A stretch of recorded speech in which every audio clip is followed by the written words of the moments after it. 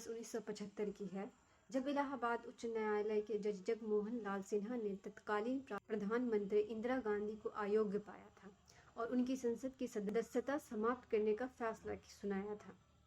राजनीतिक हलकों में ऐसा कहा जाता है कि इस फैसले के बाद ही देश में आपातकाल लागू करने का इंदिरा गांधी ने मन बना लिया था।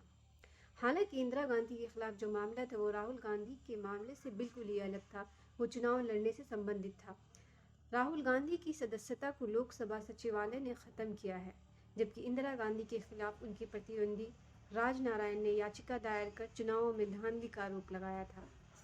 राजनारायण की याचिका में आरोप था कि इंदिरा गांधी के चुनाव एजेंट यशपाल ठाकुर ने रायबरेली की सीट पर हुए चुनाव में धांधली की थी। इस मामले की चर्चा इसलिए भी है क्योंकि इंदिरा गांधी की संसद ने सदस्यता को 2 बार निरस्त किया गया था, एक बार रायबरेली से चुनाव लड़ने के बाद और दूसरी बार चिकमंगलपुर से जीतने के बाद।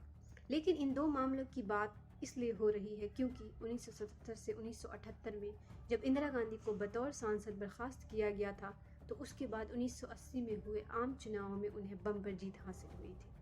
वहीं राजनीतिक विश्लेषकों का मानना है कि राहुल गांधी की सदस्यता जिस तरह निरस्त की गई, उस पूरे घटनाक्रम ने उन विपक्षी दलों को भी कांग्रेस के साथ खड़ा कर दिया है, जिन दलों ने कांग्रेस से दूरी बनाई हुई थी। मिसाल के तौर पर तृणमूल कांग्रेस, भारत राष्ट्र समिति, जनता दल यूनाइटेड और समाजवादी पार्टी ने संसद चला रहे गतिरोध के दौरान अदानी के सवाल पर एकजुटता दिखाई थी।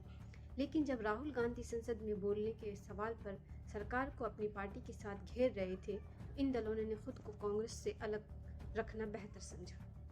लेकिन सोमवार को राहुल गांधी की लोकसभा सदस्यता खत्म करने को लेकर वैसे दलों ने भी राहुल का समर्थन किया जो उनकी आलोचना कर रहे थे।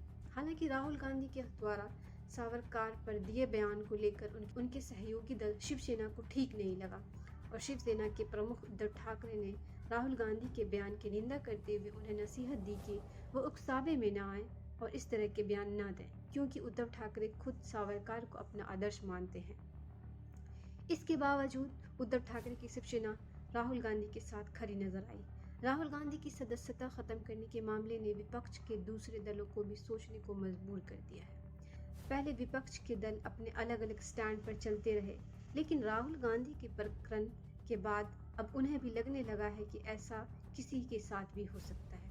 एक निचली अदालत ने जिस मामले में राहुल गांधी को दोषी करार दिया और 2 साल की सजा सुनाई, उसी मामले में उसी अदालत ने 1 माह तक अपने आदेश को निलंबित रखने का फैसला भी दिया है। लेकिन अगले ही दिन राहुल गांधी की संसद सदस्यता खत्म कर दी गई।